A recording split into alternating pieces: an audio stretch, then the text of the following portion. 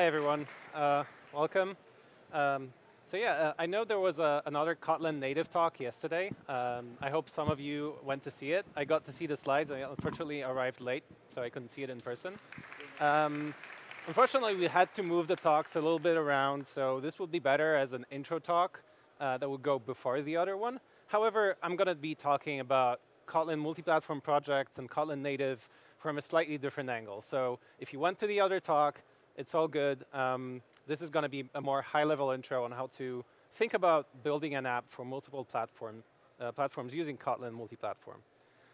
But before we go into that, let's back up 5 years and let me talk a little bit about my personal story of trying to build a multi-platform game engine. So at some point, I thought, I was building mobile apps. I was using Java. I was feeling quite comfortable with it. But I thought, as an engineer, as a programmer, I never really got to learn C and C++ on a level that I would have liked. And so I thought, I had this great idea. Why not learn it by building something like a cross-platform portable game engine for simple 2D games, and try to build it for Android, iOS, maybe Windows Phone, maybe for the web, and even run it on desktop on Linux, and do it in C and C++ just to learn it. Because why not? Because we all just want to learn new stuff. So I went with that. I had a few friends helping me. And the way I thought about this was, a game engine, consists of some common utilities that you always use, like math operations, collections that you will use to hold your objects, and then the actual classes that you will use to build your game.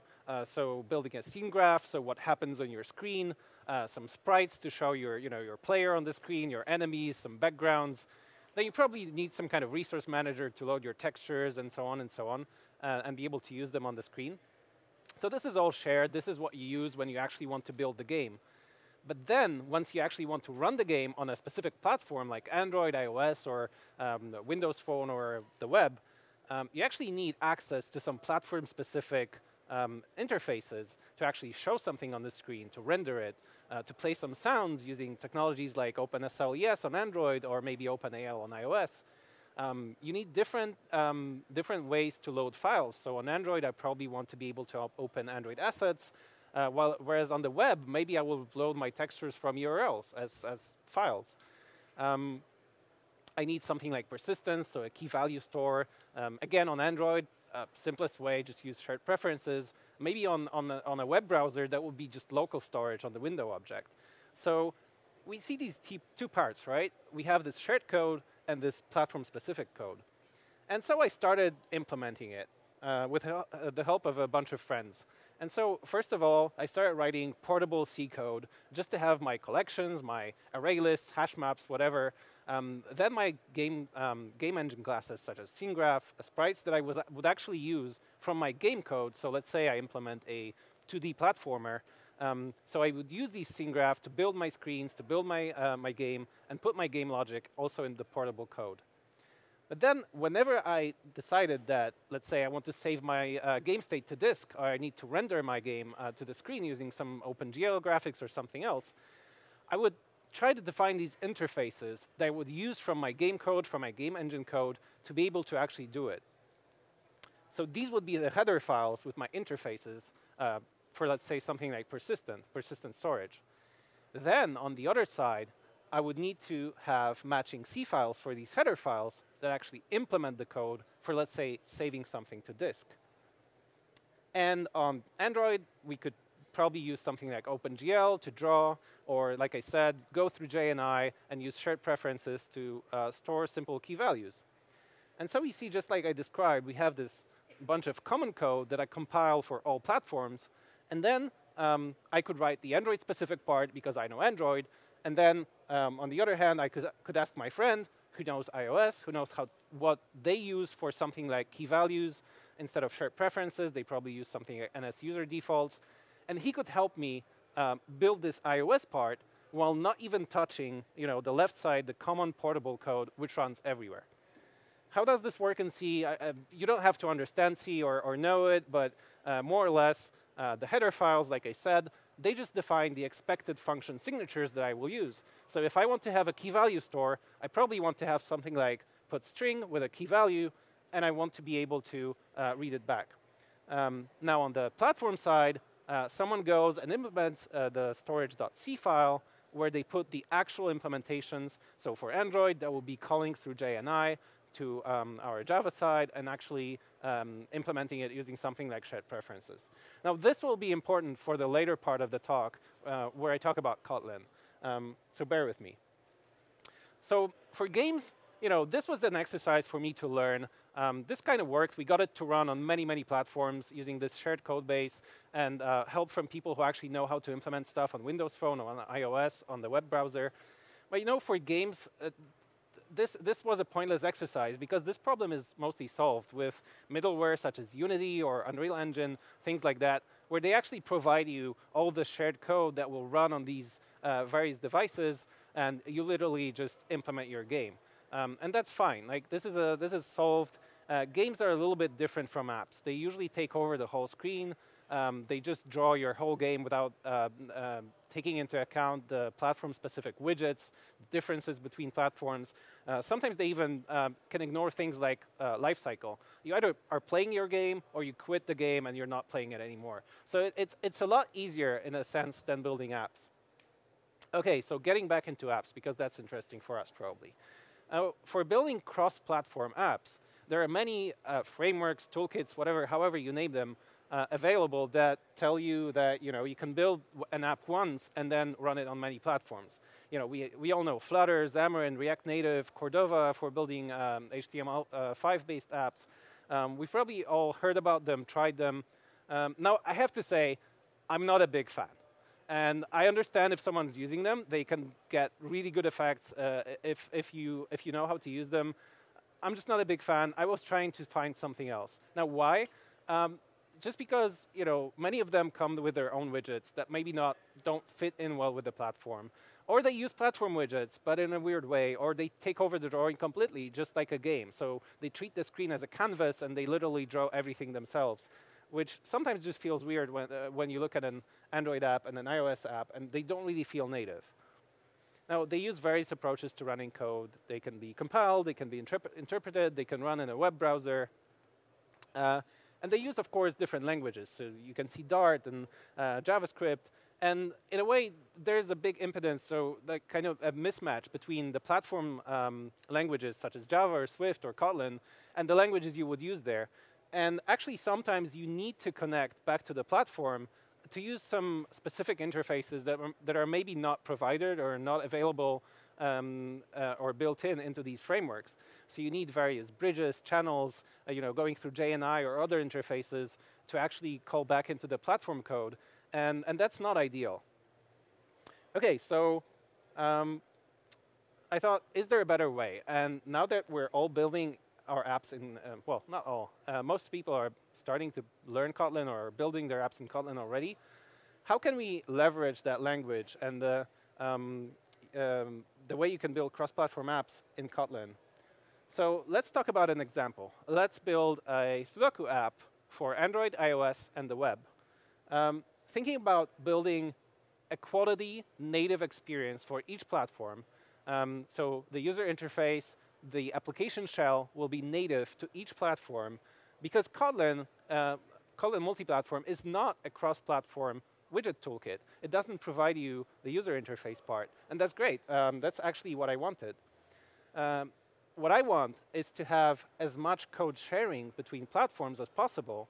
So thinking about business logic, about my models, stuff I will talk about in a second, as makes sense for my app without actually trying to build one app that runs everywhere, because I want it to feel native.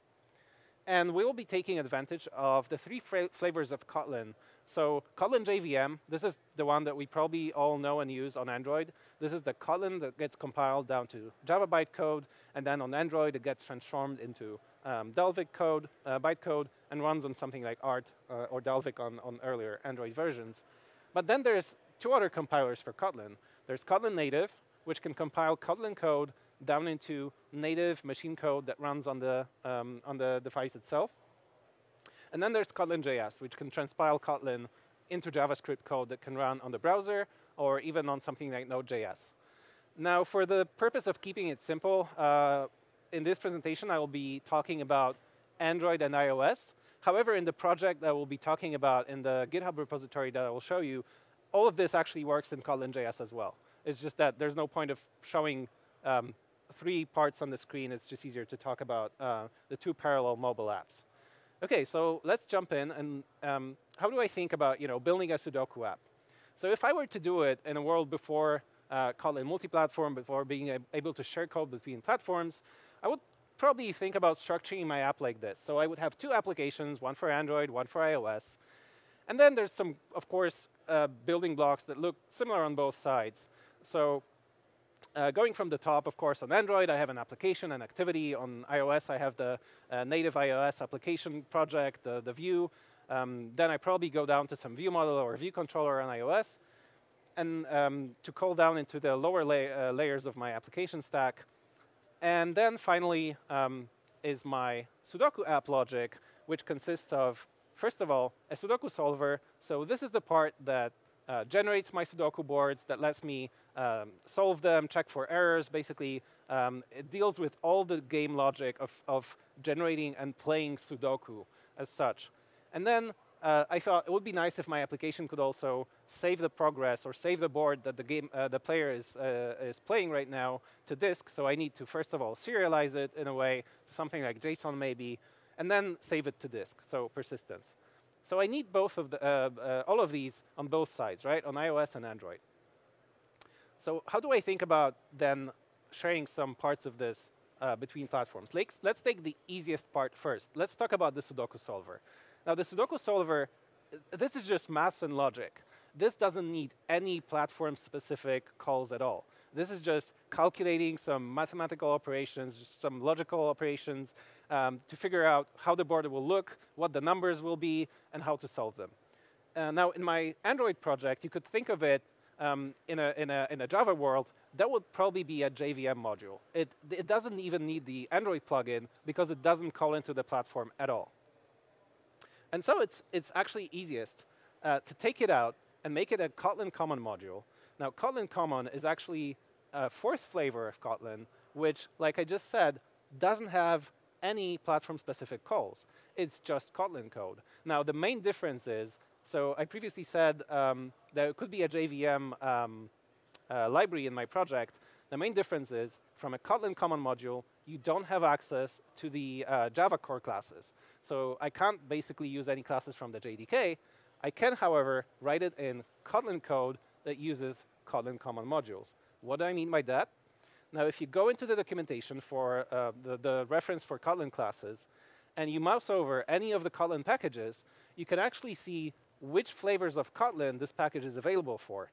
So you can see native, JS, JVM, and if it's available for all these 3, that also means it's available in Kotlin Common, and I can actually use it in this type of module.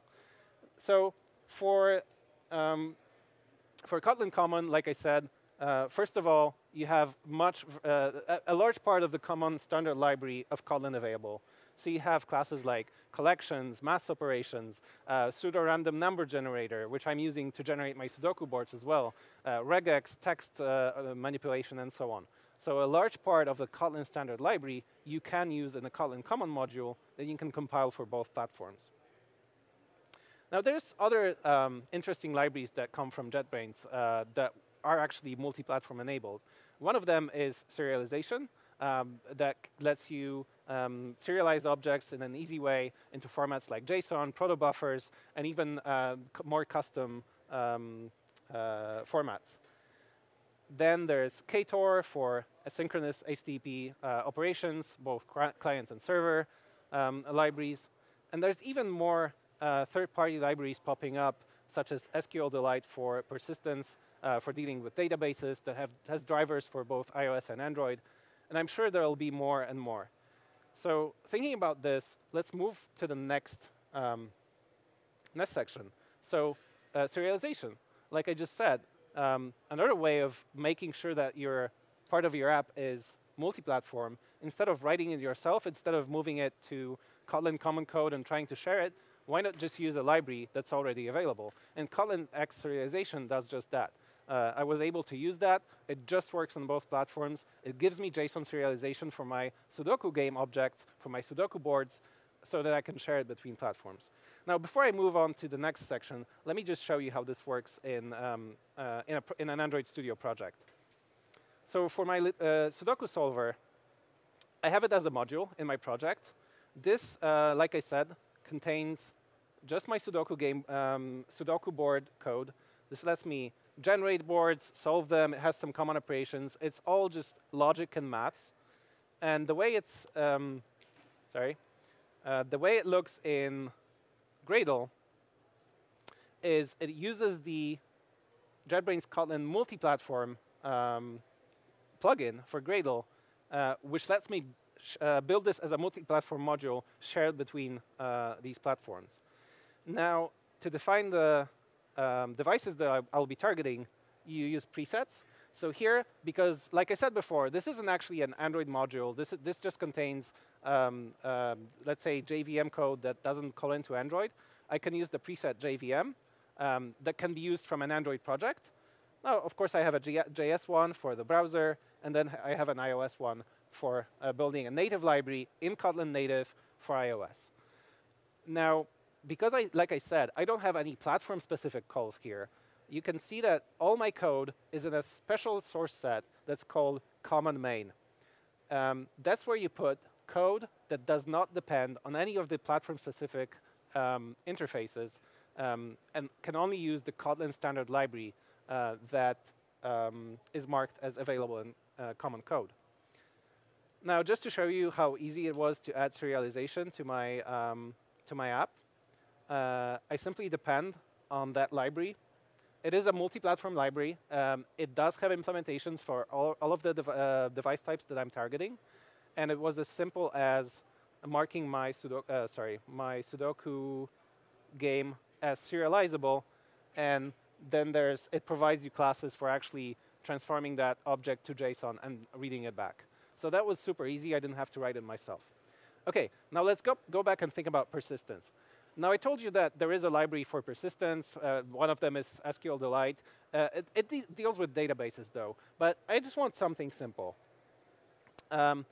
Since my Sudoku board is just a bunch of numbers, it's very small data, normally I would probably store it in shared preferences just to not make things complicated. I want something similar for both platforms. Now, remember how I told you about how I implemented storage for my game engine 5 years ago? Actually, it looks eerily similar in Kotlin. Now, in Kotlin Multiplatform, you get two new keywords, expect and actual. And it looks very similar to how we define headers that declare the classes, the functions that I want to have. So I want to have a getString function to read a key value, and a putString function to be able to save something. And I define it in my common source set using the expect keyword. And then I go into each of the platform-specific source sets. So I have an Android main, I have an iOS main source set, and I provide the actual class implementation that will be used when I compile for this platform. So on Android, I have this same multi-storage class with the same functions, except now I have implemented the actual body of the functions, and I can even add something like more properties. So here I use shared preferences. Now, for iOS, it's actually interesting because I don't have to go and write code in Swift. I can go into my iOS source set and implement a similar multi-storage class in Kotlin that, again, uses the actual keyword and implement my iOS version of the storage using NSUser defaults.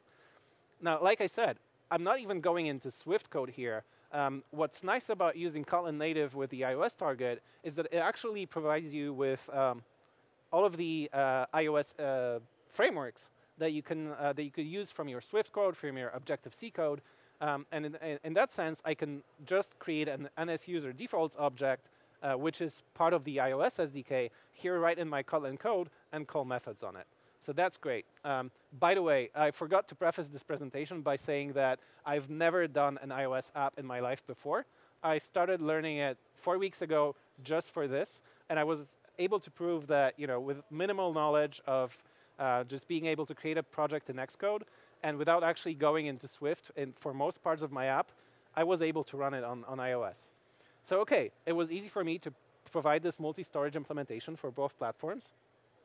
And by the way, how do you know if you can use specific classes from the Kotlin standard library, let's say on Android, on iOS, or in JS? Again, we go back to our reference documentation for Kotlin on the Kotlin Lang website. And again, you can see these small pills that tell you that some interfaces are only available per platform. So for example, when I was implementing the same multi-storage class for JS, for JavaScript, for running my Sudoku game in a web browser, I would probably use something like window.local storage, again, to save my key values to the, well, to save the game state. And of course, something like browser document, browser window, it just doesn't make sense for any other platform. That's why it only exists for the JavaScript version of the Kotlin compiler in the Kotlin browser package. OK, so now we've moved most of our, let's say, lower levels of the application, our business logic, our models, into common code. But as you can see, even from common code, in our persistence module, we have the parts that are responsible for actually dealing with the platform-specific parts. They have a shared interface. They have various implementations for different platforms, all written in Kotlin. So here's the end result. I was able to keep the native interfaces for Android, for iOS. Of course, it's ugly for iOS because it's the first time I'm building an interface there. The nice thing about having this shared logic, about having the same code that generates the boards, that solves them, and so on, is that now, for example, my board generating logic, like I said, is based on a pseudo-random number generator that is seeded. Now, if I use the same seed, the same number to start generating the board from, if I do that on both platforms, you can see the boards look exactly the same. And so that means sharing, let's say, game state or sharing the boards between players from different platforms becomes super easy. I just need to send over the seed number that started the game, and the board will look the same for an Android player and for an iOS player. Now, if I've made an error in my board generation logic somewhere, it's enough for me to just fix it once in my common module, build the app for both platforms, and the fix gets into both platforms at the same time. It works exactly the same. Now, imagine that someone wants to share a board with a player that doesn't have a mobile device, and it shares a link to the board, to the web, and I can have the same thing in JavaScript. Now, this is not a functional board. Also, you can see the numbers look differently because it's an older version that uses a different algorithm. But the idea is to be able to share this kind of link across all the platforms, and it just works in the same way. By the way, the JavaScript version and the iOS version are not interactive. That means you can't actually go and type numbers here. The Android version is the most complete, so you can actually play the game from start to end, and it works. OK, what's next? Maybe let me show you quickly the storage part that I talked about. So here, again, we have this multi-platform plugin. This time, because we will be relying on Android interfaces, I am actually adding the Android library as plugin as well as in my presets. Instead of having JVM, I have a preset for Android, for JavaScript and iOS like previously. And if you go into my source sets, you can see I have an Android main, a common main, and an iOS main. And like I said, in the common code, all I do is I define the interface of my class with the expect keyword. And then for Android, I can have the actual implementation. For Kotlin is the same. And for JavaScript, I can show you that even. Like I said, I'm using the Kotlin browser.local storage. Now I have a storage solution that works across all platforms. OK, let's go back. So what about Kotlin native? Is it really that easy to share all of your code with iOS? Well, there are some gotchas. Kotlin native, the version of Kotlin that compiles down to machine code that interacts with Objective-C and Swift and runs on iOS, for example, is a little bit different than something that we know from Kotlin JVM or even from running native code compiled from C or C++. First of all, it has a completely different memory and threading model. you don't really start threads or use threads from Kotlin native. There are no functions to do that. That said, you can use platform or SDK functions that exist on platforms like on iOS to start other threads. The problem is you can't really share objects created from Kotlin code between those threads unless you meet one of the two conditions. First of all, the data that you pass between threads has to be immutable. And there's a special method on every object in Kotlin native that's called freeze. And once you freeze that object, you can no longer mutate it. The nice thing is you can pass it between threads. The other way to do it is make sure you have a self-contained object subgraph. And if you detach it, you get a memory pointer. You can pass that to a different thread. And that's a way to go around it. Now, there is a way of running background operations, and that's workers. That's specific to Kotlin native. And again, you still need to abide by the two rules. Whatever you pass into the worker or back from the worker has to be either immutable or in a detached state. And if you're thinking about coroutines that could save you from all of this, yes, coroutines are available on Kotlin native. However, because of the difficulties with the threading model, they are single-threaded for now. And that might change, that might not change. We don't know yet. There's an issue on the coroutines repository on GitHub that discusses this at length, and they're currently thinking of how to solve it for Kotlin native. That said, actually interop between something like Objective-C or Swift and Kotlin native is actually pretty good. Now, I've never done any Swift coding before in my life, but I did have to implement the top layers of my app, so the view and the view controller in Swift, and it was actually pretty easy. Coming from Kotlin, the syntax is similar. I could just use my Kotlin native objects that I defined in my Kotlin code from Swift as I would any other object. There's a lot of interop kind of object translations happening. It takes a little getting used to, but it actually works pretty well. The one thing that I hit that was a speed bump for me was that you can only have a single Kotlin framework. So it's the artifact that you build from your Gradle build from Kotlin. You can only have a single Kotlin framework in an iOS project. So at first I thought, let's modularize everything as much as I can. Like, for example, my storage solution, it's a self-contained library, right? All it does, it provides you a library for saving key values. Why not make it an iOS framework that I can use in any iOS app, and then have a similar iOS framework for my other Sudoku code? It turns out if I connect two Kotlin native generated frameworks to an iOS app, I get duplicate methods, duplicate classes. It just doesn't work. That's why in my Gradle structure, I have one top-level Kotlin native solution that builds one framework, and it depends on all of the modules that I have. OK, and if you do look at my sample later, just be aware that the proper architecture, this is still more or less work in progress. Like I said, this is me exploring Kotlin Multiplatform projects. This is me learning iOS as well. So architecture is a bit in flux right now. Now, on the Android side, it's actually, I think, pretty OK. I just use coroutines to do some background operations, like generating a Sudoku board actually takes a few seconds, so we need to do it on a background thread, not to hang the UI. It actually works pretty well. On iOS, I'm still figuring it out, thanks to the different threading and memory model. However, I was able to start moving some of my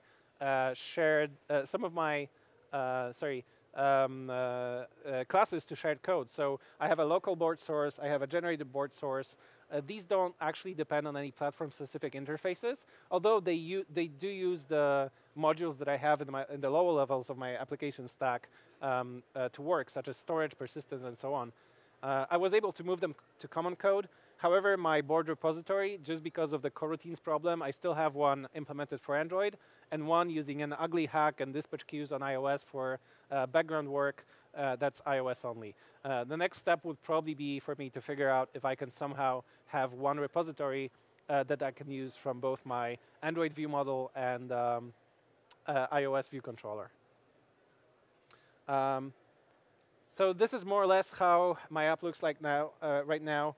So there is a Swift part. I have native implementations of views for both platforms. Now, one thing I decided, I noticed when I was building it as well, was that I have to draw the Sudoku board on the screen. The grid, the numbers, everything.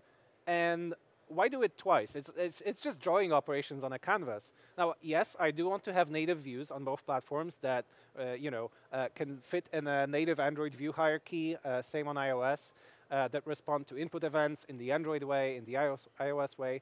However, ultimately, both views have a draw method, right? And they get a canvas on the Android side. They get a graphics context on the iOS side. And I was actually able to pull out my drawing operations to draw the grid, which is essentially just draw line, draw line, draw line. Same for horizontal lines, and then drawing some text. And I was able to build a very simple, very limited functionality canvas library that takes a canvas on Android, a graphics context on iOS, and draws that. And that's why in my code, when I go to something like, where's my lib Sudoku? No, let's show you actually the X code, maybe. Yes. So here I have my board view. It's Swift code. It's a UI view native to iOS. However, in this draw method, literally all it does, it calls my Sudoku renderer that's from Kotlin, draw board with the width, the height of the view, and all of the drawing happens in common code. Now, when I did that, it works. My board looks exactly the same across platforms.